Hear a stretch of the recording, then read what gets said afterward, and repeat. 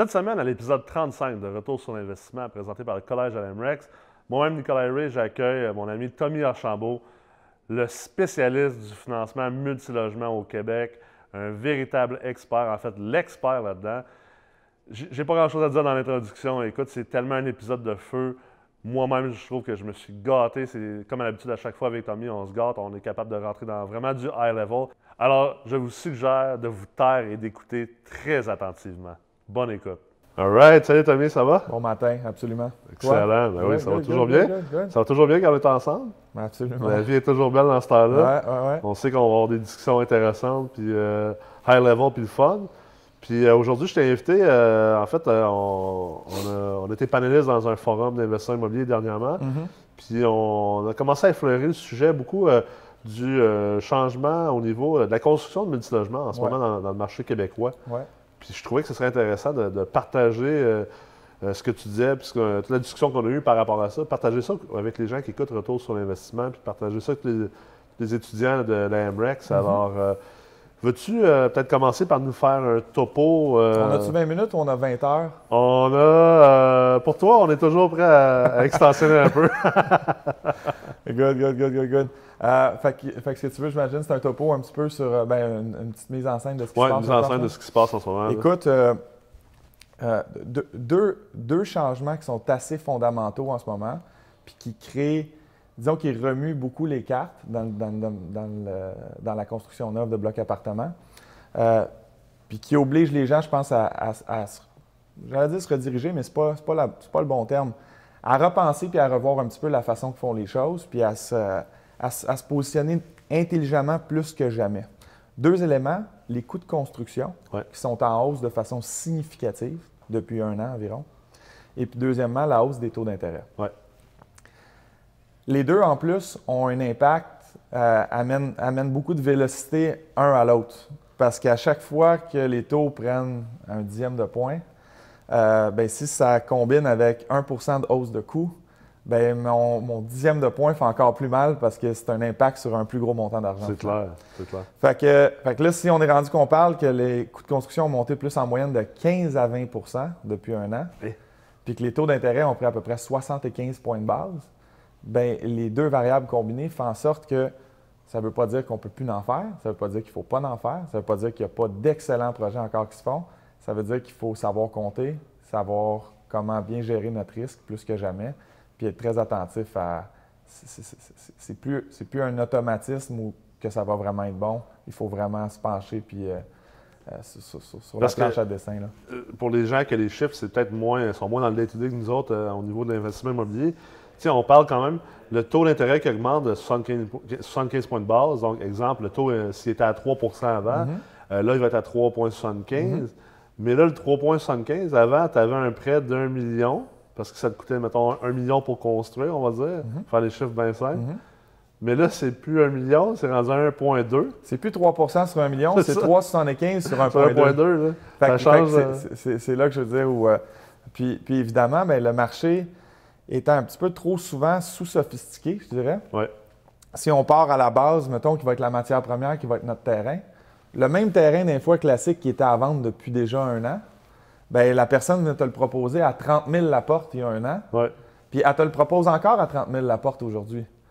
Mais ton même terrain à 30 000 la porte, avec des coûts 20 plus élevés, puis un taux 75 points de base plus élevé, ton même 30 000 la porte, il est rendu beaucoup, beaucoup plus cher, ton terrain. S'il ne se vendait pas l'année passée, c'est sûr qu'il ne se vend pas cette année. Là.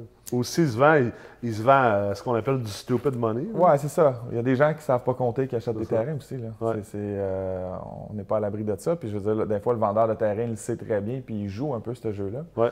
Mais si on veut jouer pour vrai, faut se pencher là-dessus parce que les marges s'en viennent un petit peu plus serrées qu'ils l'étaient à cause de ces deux variables-là.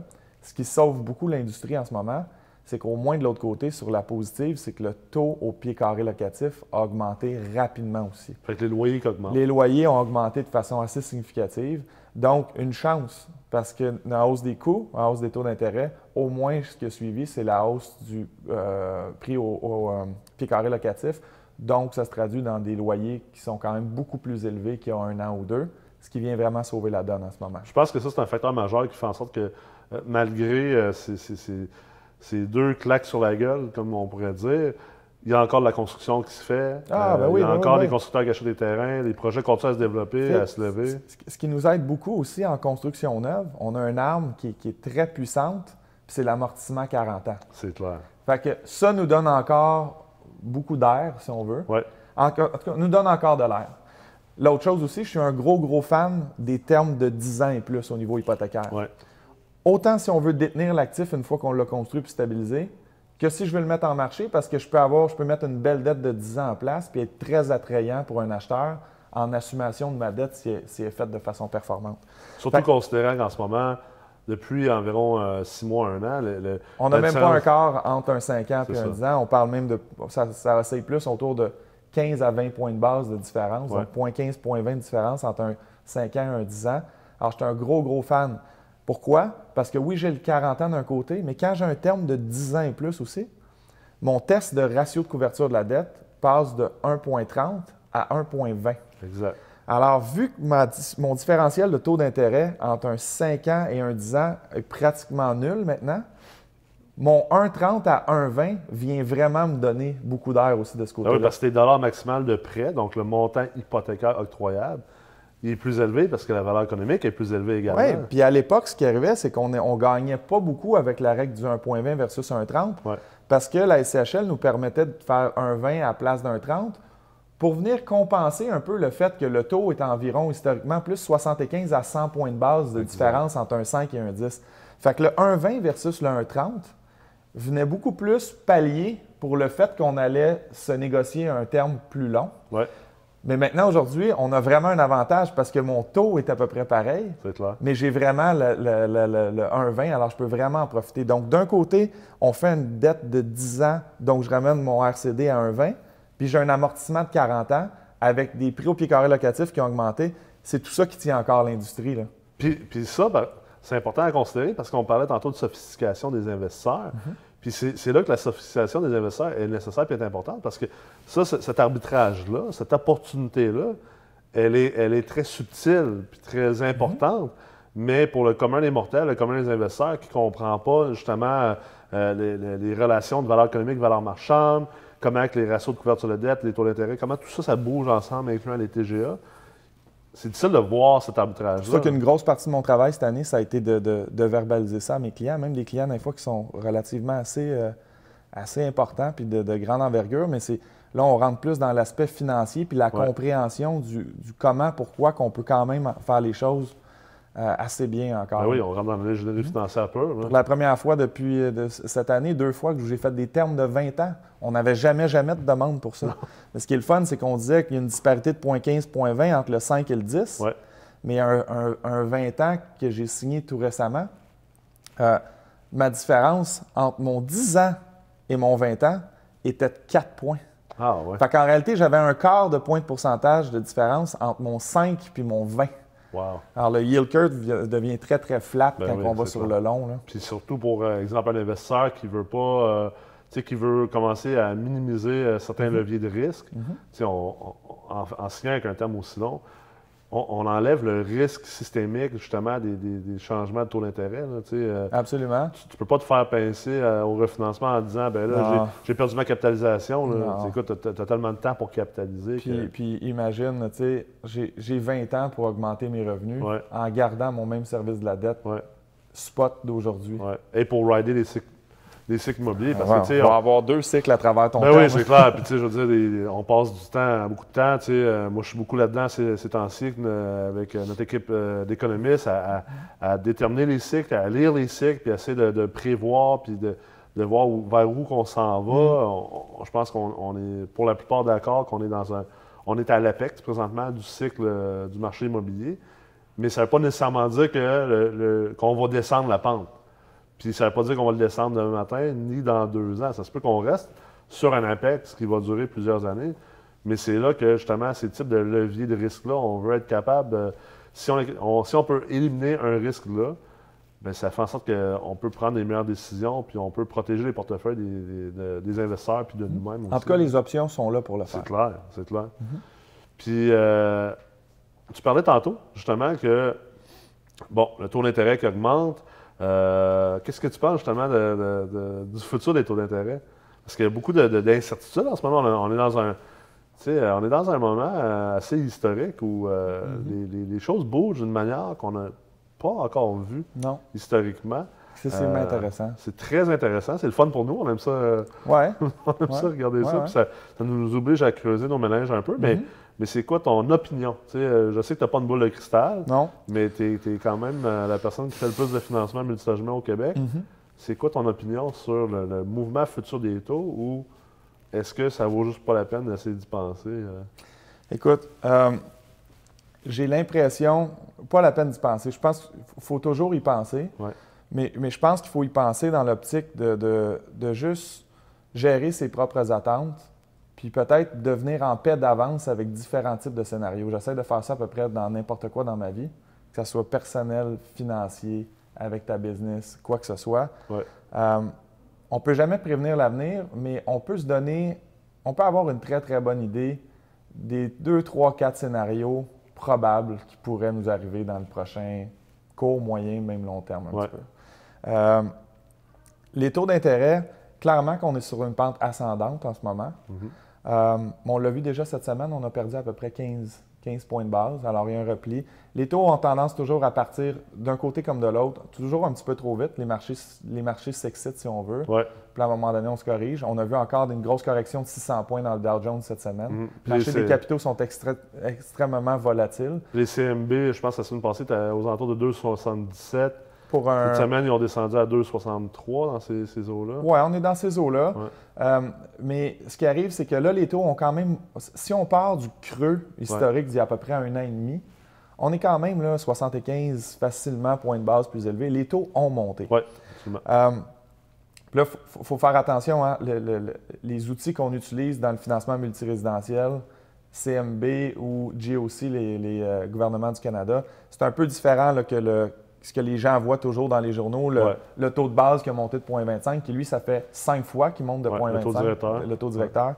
Alors, souvent, le taux directeur, il bouge après que les outils de financement dans le multilogement ont bougé. C'est comme nous, mes clients m'appellent tout le temps la semaine parce que je pense que les taux vont monter jeudi. Ils m'appellent mardi. Moi, ça fait 2 semaines là, que dans les outils qu'on utilise, ça fait 2-3 semaines que le marché... On l'a vu. Si le marché anticipe à 90 qu'il va y avoir une hausse de 0,25, elle va être buildée up dans le prix de l'obligation. À l'inverse aussi, des fois, ce qui arrive, c'est que quand on s'attendait, exemple, des fois, il y a des scénarios qu'on s'attend à 60-70 qu'il y ait une hausse, puis finalement, il y a statu quo, puis on reste là. On voit automatiquement le lendemain les CMB, les obligations perdent 10, 15, 20 points dans la semaine qui suivent parce qu'ils s'étaient surexcités trop d'avance. Alors, il y a tout le temps une préanticipation de part et d'autre. Ceci étant dit, je pense que probablement qu'à court, moyen terme, les taux vont monter encore un petit peu. L'économie roule à plein régime en ce moment. On a pratiquement le plein emploi au Québec. Tout le monde travaille. Il y a une grosse effervescence. On regarde tout ce qui se passe à Montréal. C'est incroyable. On n'a jamais vu ça. Montréal puis le Québec, on la cote même à l'international en ce moment. Alors, il y a beaucoup de capitaux qui arrivent de l'étranger. Alors, les gens travaillent, ça va bien. Je pense que les gouvernements en profitent pour réajuster les taux d'intérêt à la hausse pour probablement se donner un outil le temps venu, quand tout ça ralentira puis qu'on aura besoin de se redonner de la stimulation financière. C'est clair. Alors, j'ai l'impression qu'à court terme, on pourrait avoir là, encore peut-être cette année un autre 50 points de base sur les taux d'intérêt. Je ne serais pas surpris du tout.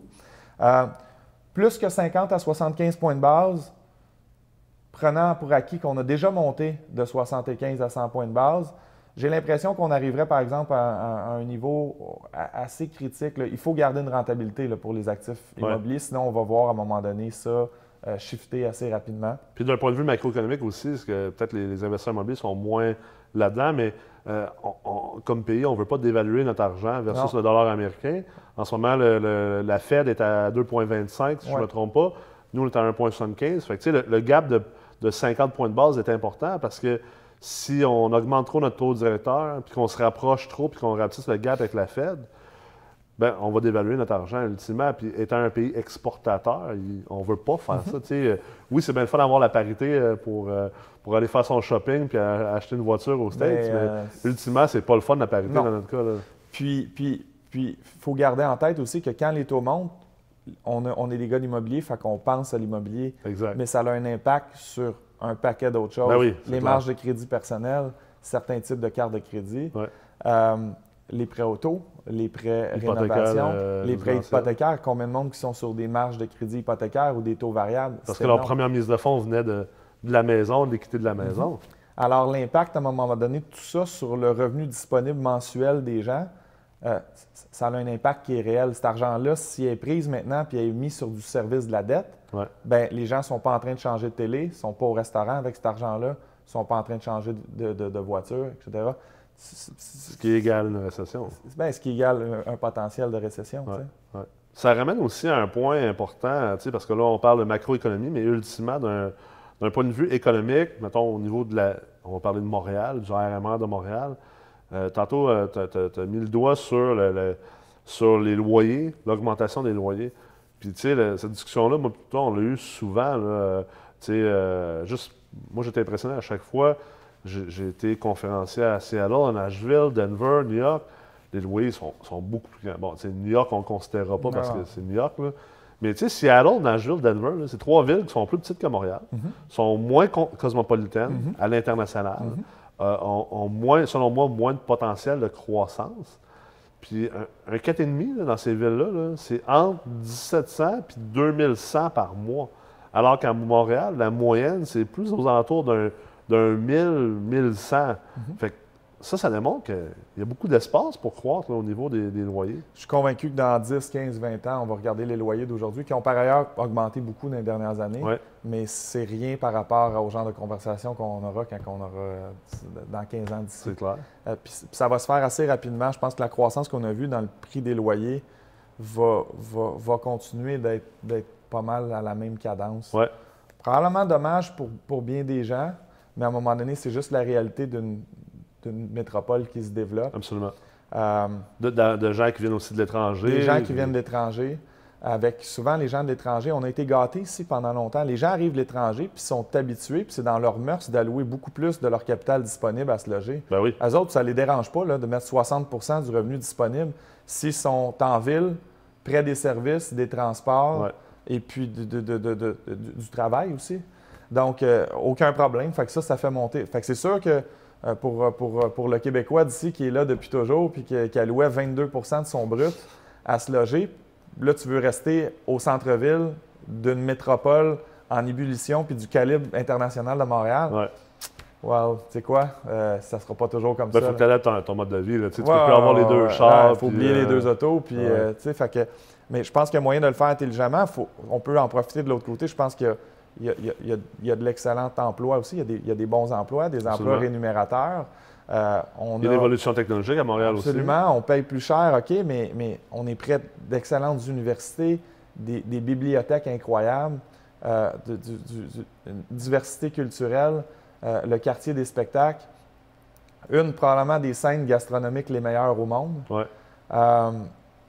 Tu sais, il ne faut pas oublier pourquoi qu'on paye non plus. On ne paye pas pour rien. Là. Parce que, si on veut juste se concentrer sur des cônes oranges puis des trous dans la rue, puis une couple de manifestations de temps en temps, j'inviterais le monde à prendre l'avion pour aller se promener, puis tu te rends compte que souvent, tu vas t'ennuyer de Montréal. C'est clair. Puis, tu sais, le monde font souvent l'erreur en investissement immobilier de considérer toute chose comme étant égale. C'est pas vrai. L'immobilier, c'est multifactoriel. C'est pas bifactoriel. C'est pas parce que les taux d'intérêt augmentent, les prix descendent. Il y a plusieurs facteurs à considérer. Puis, on le voit avec l'évolution des TGA. Ben oui, c'est clair. TGA. Non, ce qu'on se rend compte, c'est que l'argent accepte juste de faire moins de rendement. Exact. Alors non, c'est pas parce que les taux montent que nécessairement les TGA augmentent. Exact. La preuve la plus flagrante les dernières années. Ça fait 2 ans qu'ils disent les taux vont monter, les TGA vont monter. C'est quoi? Les taux d'intérêt ont pris 75 points de base cette année. Les TGA ont compressé plus que jamais. Exactement. Fait que, tu sais, à un moment donné, oui, la logique voudrait que, du moment où on veut garder une rentabilité identique à celle qu'on s'est mis en tête à un moment X, Y, puis qu'on veut conserver la rentabilité, oui, la maths fait en sorte qu'on est obligé, si les taux montent, que le TGA suive par la hausse pour garder la même rentabilité. Mais si j'accepte d'avoir à l'époque, je voulais faire un taux de rendement interne, un tri de 18, puis que j'accepte aujourd'hui de faire du 11-12, Non, mon TGA va compresser, Oui. mon rendement va baisser. C'est une hyper simplification aussi du marché immobilier. Le marché immobilier, ce n'est pas un marché à cause à effet direct de dire le taux augmente, fait que les TGA descendent. Parce que, ultimement aussi, c'est que si le taux monte, si on regarde d'un point de vue hypothécaire, généralement, quand les taux augmentent, les banques deviennent plus motivées à prêter de l'argent. Donc là, il y a un flot de capital, en fait, qui devient plus grand. Parce que, tu sais, ce qu'on a vu, c'est que les taux d'intérêt ont descendu à un bas historique. Mais moi, je me rappelle, dans les années, je pense environ 2012-2013, avec des clients, on réussit à financer des clients qui déclaraient 15 000 $ de revenus, de salaire annuel, qui avaient un crédit so-so, mais il y avait la mise de fonds. L'année passée, là, le même client, là, il ne se finançait pas pour le multilogement. Là. Non. Avec 15 000 de salaire, puis avec une cote de crédit, on va dire, mettons, de 700 ou de 695, même s'il y avait la mise de fonds, là, puis que l'immeuble était rentable, il ne se finançait plus. Pourquoi? Parce que les taux d'intérêt étaient rendus plus bas, ils étaient très, très bas. Donc, l'argent que la banque prête leur génère moins de revenus. Alors, eux, ce qu'ils doivent faire, c'est que si l'argent leur génère moins de revenus, comme un investisseur immobilier, parce qu'une banque, c'est un investisseur immobilier ultimement, il faut qu'ils prennent moins de risques. Fait que s'ils prennent moins de risques, ça veut dire que ça devient plus difficile de se qualifier pour un prêt. Mais le contraire est véritable aussi, parce que quand les taux d'intérêt remontent, bien, éventuellement, il y a moins et moins de personnes qui veulent engager un prêt hypothécaire parce que, justement, ils ont moins de rendement vu que le coût de capital est plus élevé. Mais la banque, de l'autre côté, elle se ramasse avec un pôle de capital qui est pris chez elle. Elle a besoin de le prêter, cet argent-là. Elle a besoin de générer des frais de dossier. Elle a besoin de générer un loyer sur cet argent-là, donc un taux d'intérêt. Et en plus, maintenant, le taux d'intérêt est plus élevé. Fait que c'est encore plus intéressant pour eux autres de prêter cet argent-là. Fait que qu'est-ce que les banques font généralement? Puis la preuve, je peux la démontrer avec ce qui s'est passé aux États-Unis les années 2006 à 2010. Et on l'a vu aussi au Canada. C'est que les banques, à un moment donné, se mettent à alléger les paramètres, puis ce qu'on appelle les covenants de prêt, ils se mettent à alléger ces paramètres-là parce qu'ils ont besoin de se mettre à faire des prêts une fois que les gens ont décidé d'avoir moins d'argent. Ça, ce que ça fait, il y a plus de capital dans le marché. S'il y a plus de capital dans le marché, il y a plus de demandes pour les propriétés, mais il n'y a pas nécessairement plus d'offres. Ça vient protéger les TGA. Fait que, tu sais, quand les gens disent que les taux d'intérêt vont augmenter, fait que les TGA vont augmenter, donc les blocs vont perdre la valeur. Moi, je n'y crois pas. Puis, tu sais, je sais que toi non plus, tu ne croyais pas. À l'ultime, il faudrait que ça l'arrive, mais je veux dire, on se rend compte que c'est pas automatique, c'est pas si communicant que ça. Évidemment que si les taux prennent 700 points de base, évidemment qu'on ne pourra pas avoir des transactions à 4 de TGA. Mais maintenant, s'ils prennent 700 points de base, on aura d'autres genres de choses à gérer. On a d'autres problèmes. Là. Mais tu sais, et puis évidemment que les TGA vont suivre à la hausse, mais on se rend compte que c'est pas aussi intimement lié qu'on aurait pensé. Ça, c'est le flot de capital des marchés des capitaux. Mais là, on n'a même pas parlé du marché des investisseurs étrangers. Tantôt, tu as touché un petit peu le point là-dessus, sur le marché étranger. Montréal devient de plus en plus cosmopolitain comme ville. Il y a de plus en plus de gens de l'Europe, de l'Arabie saoudite, du Moyen-Orient, de l'Asie, des États-Unis qui s'en viennent à Montréal. Ça fait juste commencer. Quand ces sous-là commencent à rentrer, dommage, mais le marché local perd le contrôle un petit peu. C'est clair, c'est clair. Fait que ça fait en sorte que moi, je pense que les immeubles vont continuer à prendre de la valeur, même si les coûts de construction ont augmenté, même si les taux d'intérêt ont augmenté. Oui, ça l'affecte, ça l'impute ta rentabilité à court, moyen terme. Mais pour l'investisseur immobilier qui est sophistiqué, ultimement, il y a encore beaucoup, beaucoup d'opportunités, surtout si on considère l'appréciation des immeubles. Puis, je pense que dans le marché, justement, il y a eu beaucoup d'enseignements qui ont été faits auprès des investisseurs immobiliers d'arrêter de considérer le côté spéculatif, donc l'appréciation. Les gens calculent la capitalisation puis le cash flow, puis ils ne calculent pas l'appréciation parce qu'ils se disent c'est du multilogement, puis je veux pas de risque, je veux juste garder mon cash flow. Mais c'est tellement une erreur majeure parce que si on fait ça, tu viens de tasser de côté le tiers de ce qui est ta composition de rendement en immobilier multilogement. C'est ça qui va faire la différence entre la personne... Ce qui historiquement a été la plus grosse composante. Oui, en plus. C'est juste que ça, tu as entièrement raison, du moment où on est réaliste puis qu'on a une perspective dans le temps qui fait du sens. Exact. Donc, est-ce que de dire que je peux absolument me calculer une inflation de 2 année après année sur un immeuble, ça fait du sens?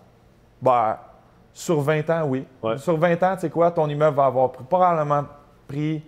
Le futur nous dira que ton immeuble va avoir pris en moyenne 2 probablement plus que En ça. fait, c'est vrai, mais disons qu'il a pris l'inflation, absolument. Les 5 prochaines années, je ne sais pas. Ouais. Mais si tu détiens ton immeuble 5, 10, 15, 20 ans, absolument qu'il faut que tu viennes mettre en ligne de compte.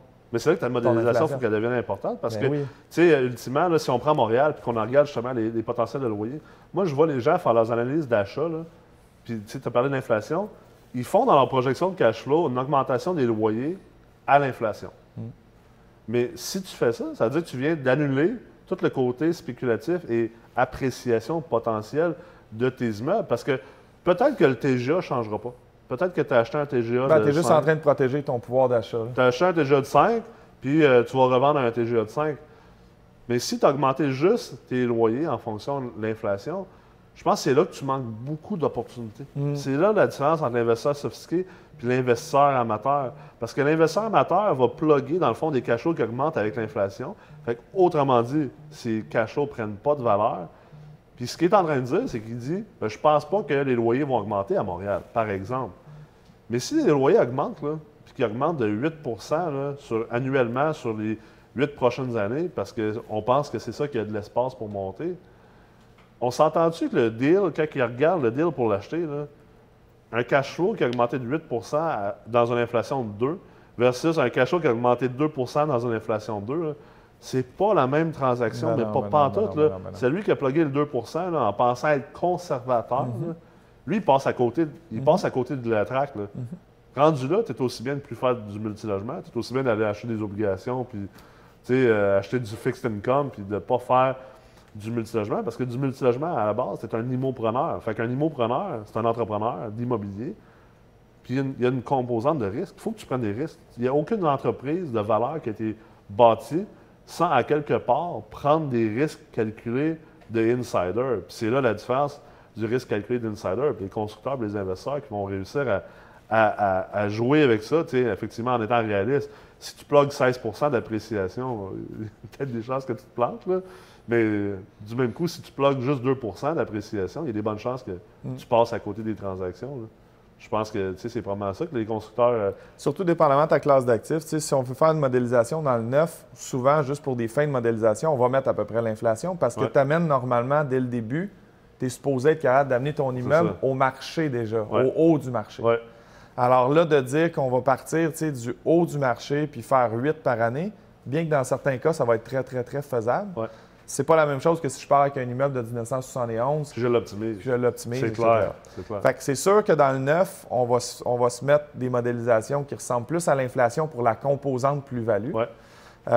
En considérant que tu l'as pricé aussi ton immeuble comme il faut au départ, le loyer. Parce que ça aussi, c'est un autre enjeu majeur. La valeur, je la fais au début. Là. Je maximise jour 1. Là. Parce que c'est un enjeu majeur. Hier, on a fait une présentation économique sur le marché de Québec. Puis justement, il y avait un projet dans le coin de Saint-Augustin, un gros projet de locatif neuf avec un taux d'occupation de 30 parce qu'il a overshooté ses loyers puis ce que le marché pouvait prendre. Fait que ça, il faut faire attention. Puis, je pense pour ça que c'est important de travailler des gens comme toi, puis avec des bons évaluateurs agréés, d'être capable de dire, OK, on va le pricer right tout de suite au départ. Parce que si tu ne mets pas ta mise en marché de loyer au bon prix, si tu mets trop bas, ben, tu perds effectivement. Il faut que tu te payes au début. L'optimisation dans le neuf, c'est jour 1. Alors, ton travail, c'est de l'amener. Parce que tu vas avoir le meilleur TGA de marché. Les caps dans le neuf sont très agressifs quand un produit est relativement bien situé et qui est bien fait. Fait que tu es supposé pouvoir te dire, ton but, c'est d'être au maximum du marché locatif en termes de prix au pied carré, puis avec le TGA le plus bas à cause de la qualité de ton actif. Exact. Fait que ton optimisation est faite à même ta construction et ta stabilisation. Il ne faut pas se dépêcher pour remplir l'immeuble. Il faut louer l'immeuble le plus cher possible. Exact.